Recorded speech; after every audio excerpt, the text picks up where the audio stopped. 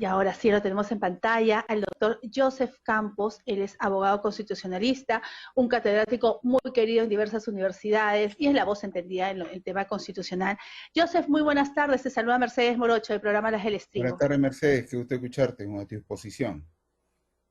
Gracias. Joseph, hemos visto la presentación de una moción de censura al presidente Sagasti.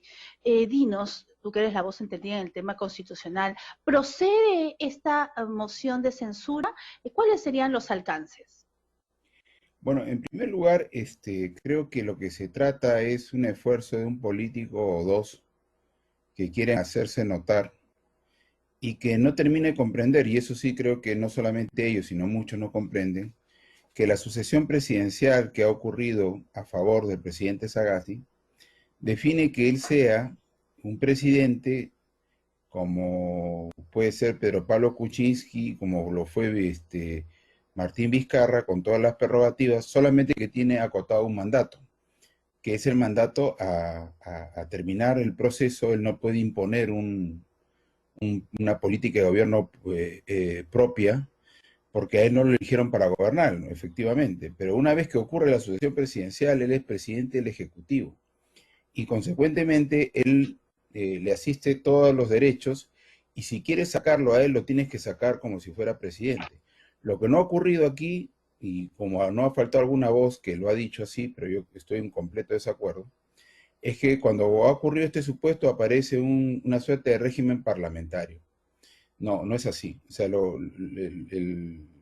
el presidente Sagasti, ¿no? En este momento, si él hubiera sido electo hace, no sé, 4 años, cuando recién entraba Pedro Pablo Kuczynski, y por alguna circunstancia como la que ocurrió hubiera ocurrido al año de su mandato, él hubiera estado obligado inmediatamente a convocar elecciones. Pero hasta que ocurrieran las elecciones, él iba a ser presidente. O sea, todo ese tiempo. Entonces, lo mismo ocurre ahora. No se nota eso porque, claro, ya se había convocado las elecciones cuando él fue presidente. Entonces, pero él tiene, a él lo tienes que sacar como si fuera cualquier presidente anterior, como se le sacó a Vizcarra, como se le quiso sacar a Pedro Pablo Kuczynski, etcétera. No hay un mecanismo, ¿no?, como el que se quiere implementar, en virtud de la cual los congresistas deciden quién va a ser el presidente de la República. No es así. Ya ocurrió la sucesión presidencial. La sucesión presidencial, cuando ocurre, le tocó a él como le pudo haber tocado a cualquiera, ¿cierto? Y esa persona se convierte de manera circunstancial y puntual presidente de la República. Y está con todos los deberes y prerrogativas que le asisten desde ese momento hacia adelante, ¿no? Interesante. Joseph, pero a las finales, ¿a quién beneficiaría? Es decir, ya estamos viendo que es una moción de censura, digamos, como bien lo relatas, de unos cuantos que quieren en este momento poner una posición que no es viable. En todo caso, no es el mecanismo. Pero ¿a quién perjudicaría, a quién beneficia, por qué lo están haciendo? Es decir, para jalar un poco de agua hacia el lado que les corresponde por el tema de las próximas elecciones. Yo entendería que básicamente, a ver, yo creo que en estos quinquenios se han establecido algunas situaciones que van a ser fuente de conflicto de aquí hacia el futuro. Yo más de una vez he dicho, lamentablemente el mundo ya aprendió a usar la metralleta. Entonces, uno de esos es, por ejemplo, la vacancia por incapacidad moral. Como resulta siendo que para determinar la incapacidad moral se necesita un fraseo y votos, no más. Resulta siendo que la incertidumbre respecto a la vigencia de los mandatos presidenciales van a entrar en zozobra, en incertidumbre. Entonces, resulta siendo que eso es una mala interpretación de la Constitución, que llevado de la mano a muchos peruanos, este señor Vizcarra fue muy eficiente. Lo llevó a un cierre del Congreso con aplausos de los que hoy lo critican, de los que hoy lo señalan, y luego apareció la circunstancia infeliz donde él fue víctima de lo que él apoyó, porque él también, ya los audios y los mensajes que están siendo materia de investigación demuestran que él también participó del intento y finalmente lo que ocurrió de la salida de Pedro Pablo Kuczynski. Pero ese es un tema de perturbación constante que va a haber hacia el futuro. Otro es si se deja esta interpretación que se quiere instalar en el Congreso. Yo insisto, una vez que se decide, o sea, cuando aparece la circunstancia, quién es el presidente, y el presidente del Congreso es fulano de tal, una vez que él juramenta, ¿no? Él ya es presidente de la República, presidente del Ejecutivo, ya no es más el presidente del Legislativo. Tanto es así que ustedes recuerden que Manuel Merino renuncia a las dos cosas. No renuncia solamente a la condición de presidente del Ejecutivo, sino también a la condición de presidente del Congreso. Porque él sabía que por la sucesión constitucional recaía en la persona del que era presidente del Congreso. Pero esto sería mal interpretado si dejamos que al final de cuentas quien ponga presidente sea el Congreso. A ellos no le han dado esa facultad constitucional. Lo que ha pasado para que ocurra que Sagasti sea presidente de la República es una crisis brutal, quizás de las pocas que en el presente siglo sin duda, pero en la historia republicana reciente hayamos vivido como peruanos. Tener 4 o 5 presidentes en un quinquenio es una cuestión absolutamente alucinante. Pero eso es lo que pasó. Pero ¿eso significa que se va a transformar el modelo político de la Constitución? No. Nadie eligió a los congresistas para que pongan presidentes. Nadie. Y consecuentemente esto también debería cerrarse de esa manera. Y espero que también de alguna manera las procuradurías tomen atención de este problema y lo estén vigilando, porque lo que no puede ocurrir, más allá de que pueda estar en acuerdo o en desacuerdo.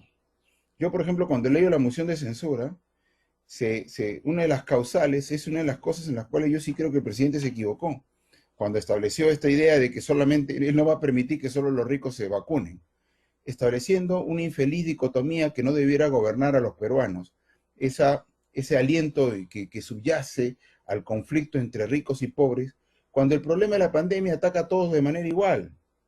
Eso me parece infeliz, pero bien que se haya corregido. Pero en buena cuenta, esa posición es capaz de determinar una destitución, me parece ridícula, me parece absurda. O sea, absurda. Entonces, yo sí creo que acá hay que limitar las posibilidades del Congreso cuando tenga la intención, uno, de nuevamente quitar a un presidente de la República, aunque en los hechos ahora pareciera que nos hicieron un favor a todos cuando han sacado a Vizcarra. Pero no se trata de eso, las instituciones funcionan por encima de los nombres.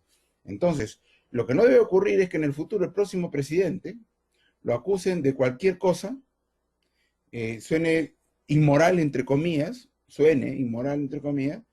votas y lo sacas. Eso no puede ocurrir, eso tiene que cesar, ¿no?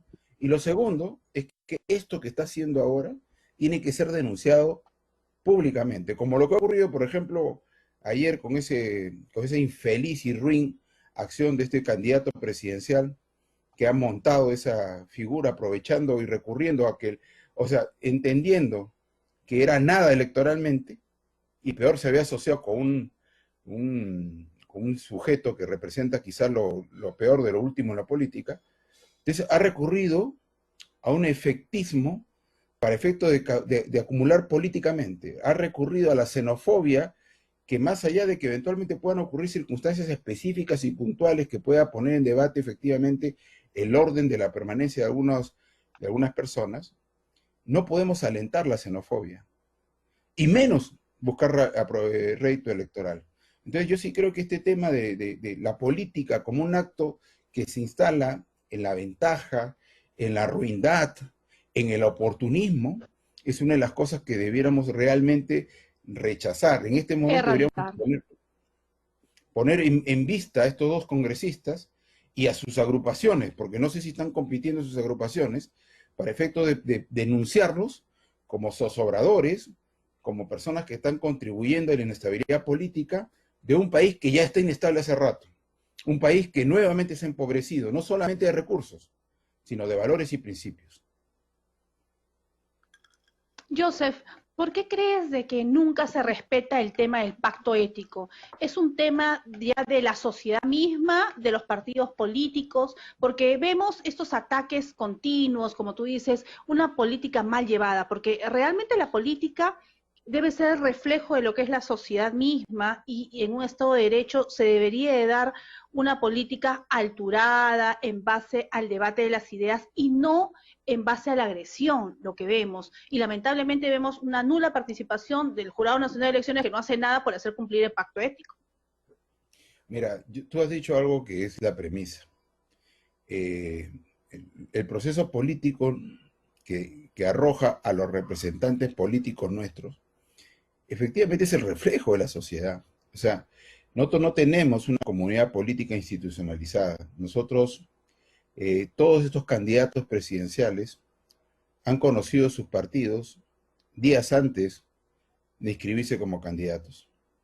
O sea, si tú le preguntas, por ejemplo, a uno de ellos, el más conocido, uno de los más conocidos, que no se acordaba ni el nombre de su agrupación. Entonces, esta competencia, como no se discute sobre instituciones, se reduce a discutir sobre defectos y virtudes del candidato. Que si cree en Dios, si no cree en Dios, que si es ateo o no es ateo, si es terruca o no terruca, si es cobarde o no cobarde, y cosas por el estilo. O sea, se reduce a un combate, porque eso es, ¿no?, una batalla de virtudes y defectos personales, ¿no?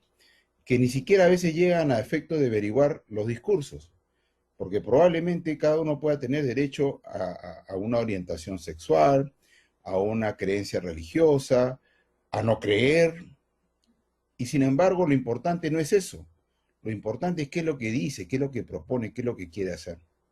Entonces, en realidad aquí el punto está en que ese pacto ético es una buena intención, pero creo que no funciona, y es más, hasta en situaciones normales, uno debería encontrar que más bien el desarrollo electoral evidencie a las personas, porque realmente, por ejemplo, el día de ayer con este señor Salaverry, yo creo que más allá de a los que sí ha convencido, porque efectivamente a algunos lo habrá convencido que era verdad ese conflicto con el señor venezolano, pero a eso se reduce la política. O sea, yo, por ejemplo, yo tengo una opinión, no es ruin, es un ser despreciable para mi gusto, si es que he utilizado esa xenofobia para efecto de buscar votos, porque eso no es la forma como uno, pero así, entonces las competencias electorales nos evidencian límites y virtudes, ¿no? Y tenemos un jurado nacional de elecciones que en realidad, yo más bien soy los que creen que debe participar menos, o sea, establecer los marcos generales y dejar que la gente elija y sea elegida. Lo que pasa es que más bien este jurado ha querido intervenir mucho, que quiere sacar candidatos, la elección anterior pasó una situación de locos, y te lo explico 2 minutos para que te entiendan un minuto, tus videntes. Resulta siendo que un señor se había olvidado de declarar que había estudiado una maestría y que solamente había quedado en el título de licenciado. O sea, olvida una virtud que le pudiera haber sumado. Como no declaró eso, lo sacan, lo sacan. Cuando la Constitución te dice que basta que tú sepas que tengas 18 años y que tengas registro electoral para elegir y ser elegido. Entonces se Nada busca más. establecer administrativas virtudes cuando de eso no se trata, porque puede ocurrir que una persona muy modesta, con una experiencia vital, pueda participar en el Congreso con una experiencia de vida, con suficiencia y honestidad personal, y no debería pasar nada. Entonces, pedir esas hojas de vida, pedir cuando eres candidato lo que tienes, exponiéndote incluso a la inseguridad, ¿no? Lo que podría justificarse cuando ya es autoridad. No, pero es que evitar por si acaso, dice. No, los derechos fundamentales no se afectan por si acaso. Los derechos fundamentales se afectan cuando hay una circunstancia específica, que se justifique. Entonces, todas esas cosas tienen que ocurrir y cambiar. Lo primero, buscar alguna forma creativa de institucionalizar la política.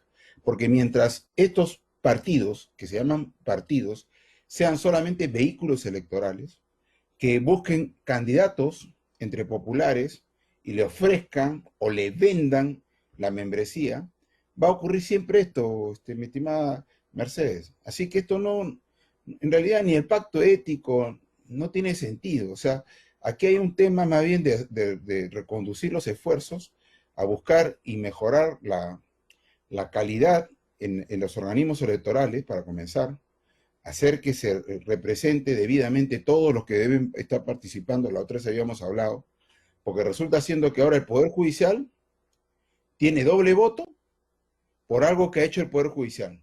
O sea, el juez del Poder Judicial no permite que se elija debidamente al representante del Colegio de Abogados de Lima. Y como eso, el Poder Judicial tiene doble voto con su presidente. Eso es incorrecto. Eso es incorrecto. Entonces, ese es uno. Y dos, buscar y hacer todos los esfuerzos para que la gente se preocupe en institucionalizar la política. Hoy día hablamos si es guapo, si no es guapo, si jugó bien o no jugó bien, que Requerimos si... cambios, Joseph, cambios urgentes y un análisis de la realidad de lo que viene a ser la política en nuestro país. Invitamos pues que en algún momento, de repente, de forma virtual, existan congresos de análisis, especialistas, para que en algo se pueda instruir un poco más a los mismos líderes de los partidos políticos, Joseph, para poder cambiar en algo nuestra sociedad, porque si no, así no avanzamos. Somos el reflejo, lamentablemente, de lo que tenemos. Joseph, un placer tenerte en el programa. Muchas gracias. Gracias, Mercedes. Un lujo. Gracias. Saludos. Gracias, ha sido, gracias igualmente. Nos vemos pronto. Ha sido el doctor Joseph Campos, abogado constitucionalista.